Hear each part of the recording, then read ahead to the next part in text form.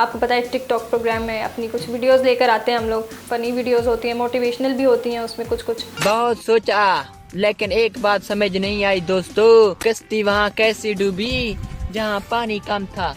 वो कश्ती कागज की होगी इसीलिए।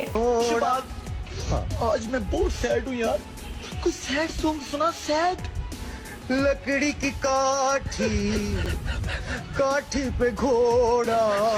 हाय कितना दर्द है इसकी आवाज में। आप कितने बहन भाई हैं? 5।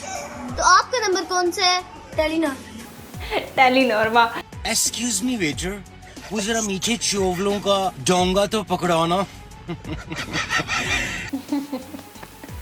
वो जो मुंह को टेढ़ा टेढ़ा करके बोलते हैं ना लोग। कैसे इतनी गोदी होती जा रही हो सबा, इकरा को नहीं बताऊंगा मैं।